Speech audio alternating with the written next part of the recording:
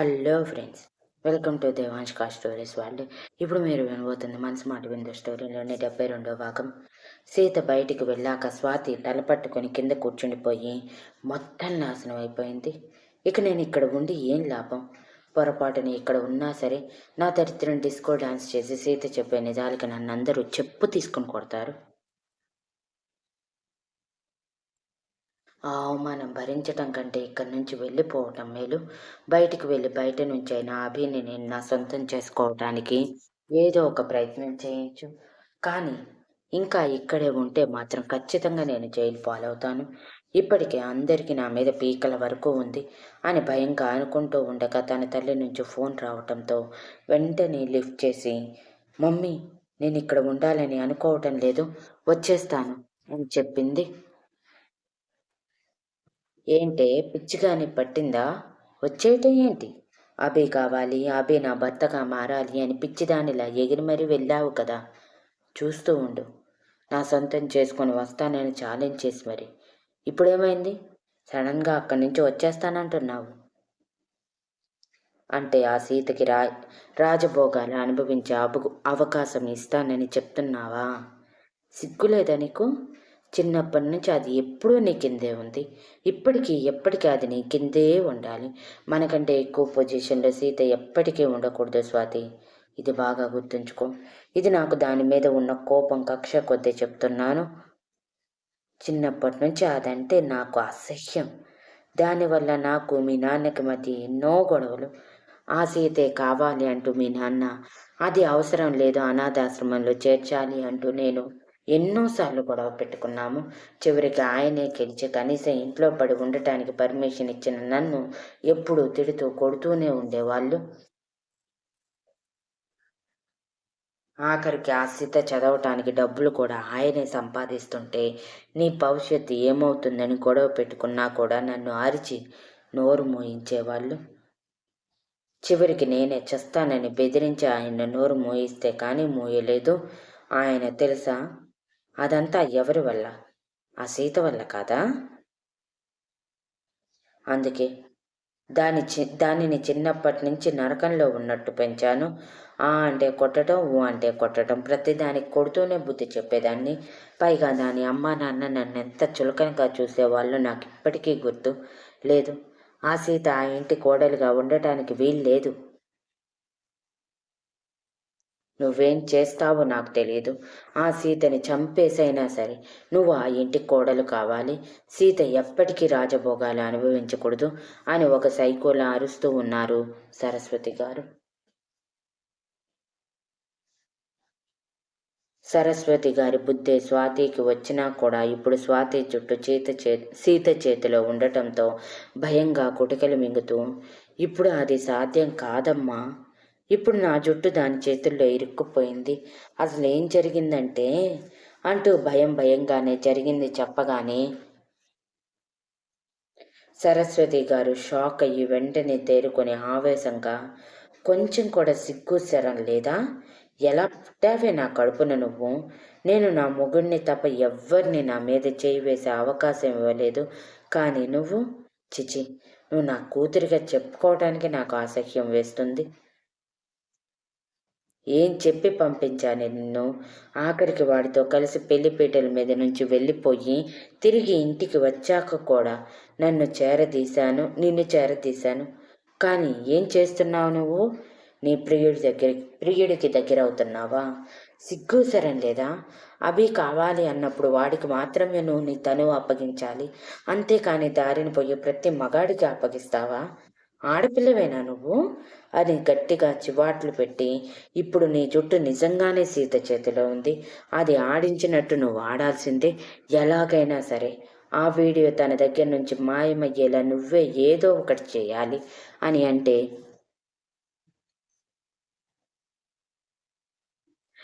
లేదమ్మా, ఇప్పుడు నేను అంత టెన్షన్ తీసుకోలేను. ఇప్పుడు నేను ఇంకా ఇక్కడే ఉంటే ఆ నిజం అందరికీ తెలిస్తే నన్ను పోలీసులకి అప్పగిస్తారు, లేదంటే ఏకంగా చంపేస్తారు. ముఖ్యంగా రూప ఆంటీ, ఆవిడని ఎంత మభ్యపెట్టి మనమిద్దరం కలిసి నేను కావాలని అభి ప్రాణం కోసం వెళ్ళిపోయాను అంటూ ఎన్నో డ్రామాలు ఆడి నేను ఇన్నోసెంట్లా నటించి మరీ ఈ ఇంట్లోకి అడుగుపెట్టాను. ఆవిడని వెర్రిదాన్ని చేసి మరి. కానీ ఏం లాభం?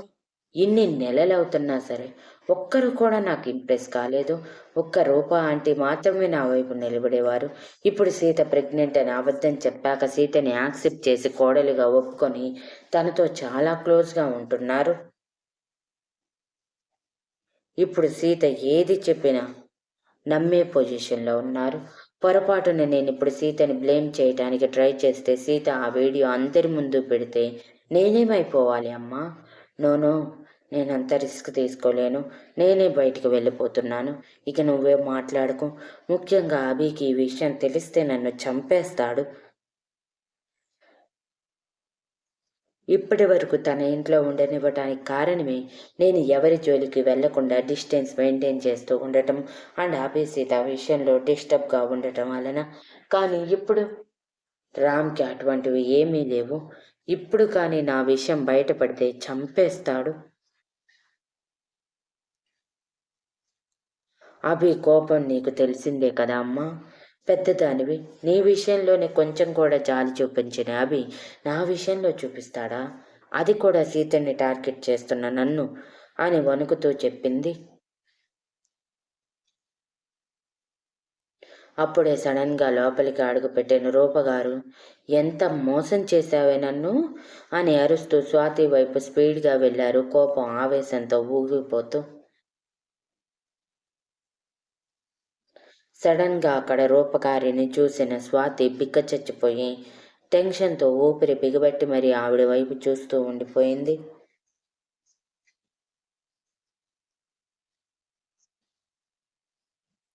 ఇంతలో రూపకారు ఆవేశంగా స్వాతిని చేరి తన 2 చెంపలు వాయిస్తూ, ఎంత మోసం చేశావే నన్ను? నీలాంటి మోసగత్తెని నమ్మే బంగారం లాంటి సీతని ఎన్ని అనుకున్నాను. సీత ఎంత మంచిది కాకపోతే మీరు ఇన్ని చేస్తున్న మీ మీద ఎటువంటి కోపం లేకుండా మౌనంగా భరిస్తూ వచ్చింది. అటువంటి తనని ఇప్పటికీ మోసం చేయాలని చూస్తున్నారు నువ్వు నీ అమ్మ కలిసి. మీ దారి నుంచి సీతని తప్పించాలని చూస్తున్నారు అంటే మిమ్మల్ని ఏం చెయ్యాలి అని అరుస్తూనే పెదవుల నుంచి రక్తం కారేంత గట్టిగా కొట్టి స్వాతి బ్రతిమలాడుతున్నా వదలకుండా ఆవేశం తీర్చుకుంటూ చివరిలో తల పట్టుకొని, నీలాంటి దానికోసం నా కొడుకుని నా కుటుంబం మొత్తాన్ని బాధ పెట్టాను. ఛీ, నా మీద నాకే అసహ్యం వేస్తుంది. నిజంగానే నీలాంటి దాన్ని నమ్మినందుకు నాకు కరెక్ట్గా బుద్ధి చెప్పావు అని అరుస్తూ ఉంటే సీత పరుగున వచ్చి అత్తయ్య అంటూ రూపగారి భుజం చుట్టూ చేయి వేసింది.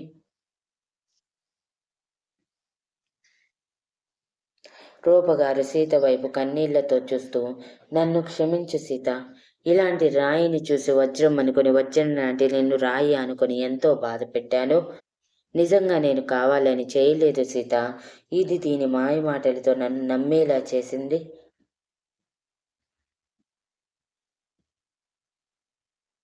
అందుకే నేను నీకు ఏ సపోర్ట్ చేయలేకపోయాను. దానివల్ల నువ్వు ఆబి ఇద్దరు కూడా ఎన్ని రోజులు బాధపడ్డారు. కేవలం నా మూర్ఖత్వం వల్ల ఇది ఈ ఇంటికి చేరింది. అసలు దీనికి ఈ ఇంటి గుమ్మం తొక్కే అర్హత లేదు. అటువంటి దాన్ని తెచ్చి మళ్ళీ నా కొడుకుకి ఇచ్చి పెళ్లి చేయాలనుకున్నానంటే నేనెంత మూర్ఖురాలిని కదా. మొదటిసారి పెళ్లిపీటల మీద నుంచి వెళ్ళిపోయినప్పుడే నేను ఆలోచించాల్సింది దీని క్యారెక్టర్ ఏంటి అని. దీని మాటల వల్ల నా కొడుకు కోసం ఆలోచించి వెళ్ళిపోయిందని మూర్ఖంగా నమ్మి ఇంత దూరం తీసుకువచ్చాను. లేదు, ఇక ఈ ఇంట్లో ఒక్క క్షణం కూడా అటువంటి సాగవు. ఇప్పుడే దీనిని బయటికి గెంటేస్తాను అంటూ స్వాతి వైపు ఆవేశంగా చూస్తూ తన జబ్బ పట్టుకొని బయటికి లాక్కొచ్చి హాల్లో విసిరేసి, పో బయటికి పో. ఈ క్షణమే నువ్వు నా ఇంటి నుంచి బయటికి వెళ్ళలేదంటే నిన్ను చంపేస్తాను అని అరిచారు. ఆ అరుపులకి అందరూ బయటికి వచ్చి కంగారుగా కింద పడిన స్వాతిని, కోపంతో ఊగిపోతున్న రూపుగారిని చూసి, అంతకంటే కంగారుగా చూస్తున్న సీతని చూసి, ఏం జరిగింది అని అడిగారు. అందరికంటే చివర్లో వచ్చిన భువనేశ్వరి గారు, ఏం జరిగింది రూపా? ఈ టైంలో ఎందుకు గొడవ పడుతున్నారు అని ఆశ్చర్యంగా అడిగారు.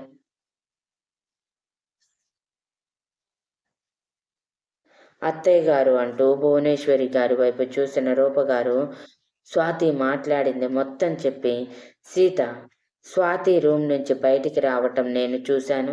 మళ్ళీ స్వాతి సీతని ఏమైనా చేసిందేమో అన్న కంగారులో నేను స్వాతిని మందలించటానికని వెళ్ళాను. అప్పుడే స్వాతి చేసిన కుట్ర మొత్తం తెలిసింది. లేదంటే నాకు తెలిసేది కాదు. ఇక ఇంకొక విషయం ఏంటంటే అంటూ వీడియో గురించి చెప్పి, ఆ వీడియో ఏంటో నాకు తెలియదు కానీ ఇది ఏదో చేసింది. అది సీతకి తెలుసు. సీతకి తెలిసినా సరే మనతో చెప్పలేదు అని అందరి దృష్టి సీత వైపు మళ్లించారు. సీత వైపు అందరూ చూస్తూ ఉంటే సీత బిక్కమొహం వేసుకొని అది అది ఏంటంటే అది అని కంగారు పడుతూ ఉంటే రుక్మిణి గారు వచ్చి సీత భుజం చుట్టూ చేయి వేసి, కంగారు పడకు సీత, ఇక్కడ నిన్నెవరూ ఏమీ అనరు. ఏం జరిగిందో చెప్పు. ఇంత దూరం వచ్చాక ఇంకెందుకు దాచటం అని అనటంతో సీత కొంచెం టెన్షన్గానే అందరి వైపు చూసి, అదేంటంటే అంటూ రాహుల్ గురించి చెప్పింది చెప్పకుండా కేవలం తన స్వాతి తన లవర్తో క్లోజ్గా ఉన్నప్పుడు వీడియో తీశానని చెప్పి తప్పించుకొని నిజం చెప్పి వాళ్ళందరినీ బాధ పెట్టలేక స్వాతి తను లవర్తో చాలా క్లోజ్గా ఉంది అని అనగానే, ఇంకెవరు ఆ రాహుల్ని అయ్యుంటాడు, వాడు తప్ప ఈ ఇంట్లో కొత్తగా చేరిన వాడు ఎవడున్నాడు అని స్వాతి వైపు కోపంగా చూశారు. అప్పటికే స్వాతికి తన భవిష్యత్తు అర్థమై భయంగా అది అది అత్తయ్య అని అనగానే మరో చెంప మీద కొట్టిన రూపగారు, అత్తయ్య ఏంటి అత్తయ్య, నువ్వేమైనా నా వేలు విడిచిన అన్నయ్య కూతురు అనుకుంటున్నావా ఏంటి నన్ను అత్తయ్య అని పిలవటానికి? అలా పిలిచే వారికి ఒక అర్హత అంటూ ఉండాలి. అది కేవలం సీతకే ఉంది అని అరిచి చెప్పి, నువ్వు నా కంటి ముందు నుంచి వెళ్ళిపో, లేదంటే చంపేస్తాను అని అరిచారు. ఇంతలో రామ్ హడావుడిగా లోపలికి వస్తూ, ఏం జరుగుతుంది ఇక్కడ అని అడిగాడు గంభీరంగా.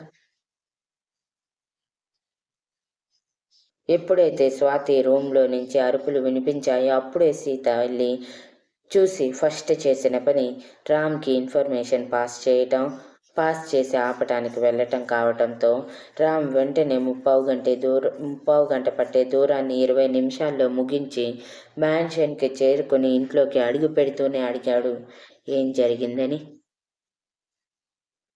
రామ్ని చూసిన సీత అమ్మయ్య అని కొంచెం రిలాక్స్ అవ్వగానే రూపగారు బాధగా వెళ్ళి రామ్ మొహం మొత్తం ముద్దులు పెడుతూ, నిజంగా నువ్వు అదృష్టవంతుడివి అవి, లేకపోతే ఇలాంటి మోసగత్తితో నీ పెళ్లి జరగబోయేది. అది ఎలానో సీత వల్ల ఆగిపోయి సంతోషంగా ఉన్నావు అనుకునేలోపు మరోసారి దురదృష్టంలా రాక్షసుల నీ జీవితంలోకి ప్రవేశించి నీ జీవితంలో ఆనందం మొత్తాన్ని లాగేసింది. ఇది మనిషి కాదురా, రాక్షసి, దెయ్యం. నిజంగా ఇది మనందరినీ ఏమార్చింది అని ఏడుస్తూ అంటుంటే రామ్ ఆవిడని దగ్గరికి తీసుకొని ఓదారుస్తూ, నువ్వు ఏం మాట్లాడుతున్నావో నాకు అర్థం కాలేదు, క్లియర్గా చెప్పు మమ్మీ అని అడిగాడు ఏం తెలియనట్టే. సడన్గా రామ్ని చూసిన స్వాతి గుండె ఆగిపోయింది. ఇక తనని ఎవరూ కాపాడలేరు, ఈ రోజుతో తన జీవితం ముగిసిపోతుంది అన్న భయంతో, అది నన్ను కాదురా నీ పెళ్ళాన్ని అడుగు చెప్తుంది, దానికి మొత్తం తెలుసు అంటూ సీత వైపు చూపించగానే సీత బిక్కమొహం వేసుకొని రామ్ వైపు చూసింది.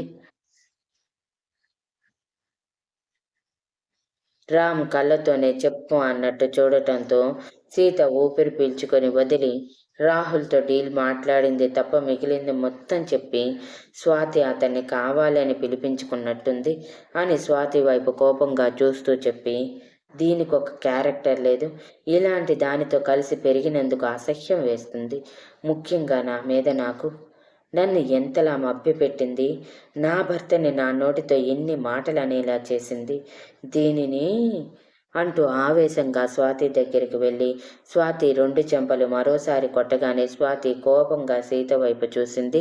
సీత అంతకంటే కోపంగా చూస్తూ, ఏంటి అంత కోపంగా చూస్తున్నావు, కళ్ళు దించు అని ఆవేశంగా అరిచింది. స్వాతి ఏదైనా అందామనుకున్నా కూడా చుట్టూ అందరూ తన వైపే కోపంగా చూస్తూ ఉంటే అనలేకపోయింది. ఇంతలో రామ్ స్వాతి ఎదురుగా వచ్చి, నేను కావాలా నీకు అని అడిగారు. గొంతులో కొంచెం కూడా కఠినత్వం తగ్గకుండా. స్వాతి అదురుతున్న గుండెతో వణుకుతున్న చేతులతో తల అడ్డంగా ఊపుతూ, నేను ఇక్కడి నుంచి వెళ్ళిపోతాను. జీవితంలో మీకు నా మొహం చూపించను. ప్లీజ్ నన్ను వదిలేయండి అని చేతులు జోడించి అడిగింది. వదిలేయాలా? నిన్ను వదిలేయాలా? ఇంత చేసి నిన్ను వదిలేసేంత వెర్రివాళ్ళం అవ్వాలా మేము అని సీత ఆవేశంగా అంటే, రామ్ సీతని దగ్గరికి తీసుకొని, నేనున్నా కదా, ఎందుకంత టెన్షన్ అవుతున్నావు? నేను నీకేం చెప్పాను? నువ్వేం చేస్తున్నావు సీత అని సీరియస్ అవ్వటంతో సీత కోపం తగ్గించుకొని, ఇది నా ఎదురుగా కనిపిస్తుంటే జరిగినవే గుర్తుకు వస్తున్నాయి రామ్ గారు, ఏం చేయమంటారు? ఆఖరికి నన్ను మీ నుంచి దూరం చేయడానికి నా జాతకాన్ని అడ్డం పెట్టుకుంది, నా పుట్టుకని అడ్డం పెట్టుకుంది. ఇలాంటి దాన్ని ఏదో ఒకటి చేయకపోతే నాకు మాత్రం ఎలా కోపం తగ్గుతుంది అని కోపంగా అడుగుతుంటే, ఇక్కడ మాత్రమే కోపం తగ్గాలా? ఇంకొకరి దగ్గర కూడా తగ్గాలి కదా అని ఇండైరెక్ట్గా సరస్వతి గారి గురించి చెప్పగానే, అవును అది నిజమే, దీని తల్లి ఎదురుగానే ఇన్ని మీరే తీసి రోడ్డు మీదకి ఈడుద్దాం పదండి అని అంది సీత. ఇంతలో భువనేశ్వరి గారు, సీత ఆగు, మిగిలిన వాళ్ళందరూ కూడా ఆగండి. అలాంటి వాళ్ళ ఇళ్ళకి వెళ్లాల్సినంత అవసరం మనకేంటి?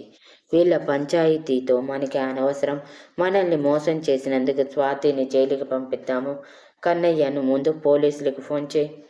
లైఫ్ లాంగ్ జైల్లోనే ఉండాలి, బయటికి వచ్చే అవకాశమే ఉండకూడదు. మనతో పెట్టుకున్నందుకు జీవితాంతం బాధపడేలా చేయాలి అని గంభీరంగా అనటంతో రామ్ సరే అని చెప్పి పోలీసులకి ఫోన్ చేయబోతుంటే, స్వాతి కంగారుగా రామ్ కాళ్ళ మీద పడిపోయి, ప్లీజ్ నన్ను వదిలేయండి, ఈ ఒక్కసారికి వదిలేయండి, ఇంకెప్పుడు మీ లైఫ్లోకి రాను, తెలియక పొరపాటు చేశాను అంటుంటే, పొరపాటు కాదు, తప్పు చేశావు నువ్వు. సో ఇప్పుడు నువ్వు ఎవరి కాళ్ళు పట్టుకోవాలి అని రామ్ బేస్ వాయిస్లో అడిగాడు. పట్టుకుంటాను అంటూ సీత కాళ్ళు పట్టుకొని, నన్ను క్షమించు సీత, నీ జీవితంలో ఆడుకోవాలనుకున్నందుకు, నిన్ను కావాలని ఇంటి నుంచి బయటికి పంపించినందుకు, నీ భర్త నుంచి దూరం చేయాలనుకున్నందుకు, ప్రతి ఒక్కదానికి ఐఎమ్ సారీ అని కన్నీళ్లతో అడుగుతుంటే, సీత మొహం తిప్పేసి, క్షమాపణ అడగాల్సింది నన్ను కాదు, ఈ ఇంట్లో నువ్వు ఎవరినైతే మోసం చేశావో వాళ్ళకి క్షమాపణ చెప్పాలి, ఎవరికైతే నువ్వు నమ్మక ద్రోహం చేశావో వాళ్ళకి క్షమాపణ చెప్పాలి, అది కూడా ఇలానే కాళ్ళు పట్టుకొని నీ కన్నీళ్లతో వాళ్ళ కాళ్ళు కడుగుతూ అని సీరియస్గా చెప్పింది. నువ్వు చెప్పింది నిజమే కదా అంటూ స్వాతి పడుతూ లేస్తూ వెళ్ళి రూపగారి కాళ్ళ మీద పడిపోయి, నన్ను క్షమించండి ఆంటీ, ఇంకెప్పుడు మిమ్మల్ని ఇబ్బంది పెట్టను, మీకు నా మొహం కూడా చూపించను, ఈ ఒక్కసారికి క్షమించండి అని బ్రతిమలాడుతుంటే, రూపగారు ఆవిడ కాళ్ళు వెనక్కి లాక్కొని, నన్ను కాదు నువ్వు క్షమాపణ అడగాల్సింది, ఈ ఇంటి పెద్దని, నేను నీ కోసం వాళ్ళని ఎదిరించాను, నేను కూడా వాళ్ళకి క్షమాపణ చెప్పాలి, నీలాంటి స్వార్థపరురాలని నా ఇంట్లో ఉంచుకున్నందుకు అని ఆవేశంగా అనగానే, చెప్తాను అందరికీ క్షమాపణ చెప్తాను అంటూ లేచి నిలబడి చేతులు జోడించి, అందరూ నన్ను క్షమించండి, ప్లీజ్ నన్ను వదిలేయండి, నేను మీ కంటికి కనిపించనంత దూరం వెళ్ళిపోతాను, ఇది నా మొదటి తప్పుగా భావించండి అని అంటూ ఉండగానే పోలీసులు లోపలికి వచ్చారు. Thank you for listening and please like, share, comment and subscribe.